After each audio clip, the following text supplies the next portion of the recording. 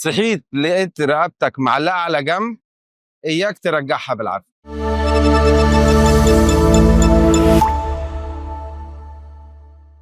منورنا النهارده دكتور صبحي سلامه، استشاري جراحه العظام بسوهاج. منورنا يا دكتور. أهلا بيك. دكتور، ناس كتير قوي ممكن تبقى نايمه واول لما تصحى تحس ان رقبتها محجره، يعني مش قادره تحرك رقبتها لا يمين ولا شمال، فبالتالي الناس بتبدا تقلق، انا ايه اللي حصل لي؟ عايز اعرف سبب حضرتك ان السبب من حضرتك ان الرقبه ليه ممكن تقفش الصبح كده؟ يعني ممكن تكون نامت على مخدة عالية أوي أو صغيرة أوي. ممكن يكون في تيار هواء شديد أنا ونايم تعرضت له، وممكن يكون في مشكلة أساسا في الديسك أو كده في الرقبة يعني. طيب ناس كتير برضو ممكن تلجأ ان هي تبدا تطقطق رقبتها، لا ده صح الكلام ده ولا؟ لا طبعا. طب نبدا نتصرف ازاي لو في حاجه، لو في وجع لا يحتمل بقى؟ مبدئيا هدفي رقبتي.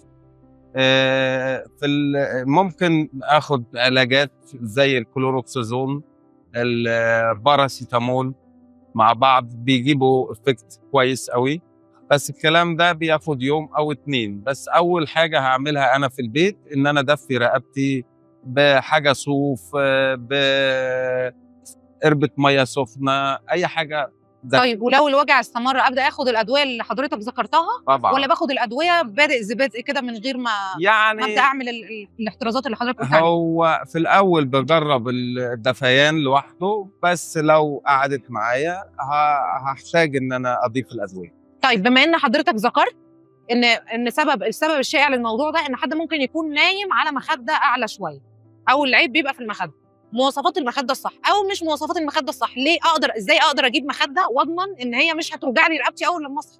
يعني ايه مواصفاتها؟ المخده الصح ان تكون الحته الفراغ اللي بين كتفك وبين السرير مليانه، يعني راسك نازله في المخده وفي حته عاليه مريحه الرقبه وهي الارتفاع المناسب. يعني ما يبقاش في جاب او فراغ يا دكتور بين الرقبه وبين المخده؟ لا، ده الحل الامثل. تمام. دكتور صبحي سلامه، استشاري جراحه العظام بسوهاج، شكرا جزيلا يا دكتور، نورتنا النهارده. شكرا، شرفتي.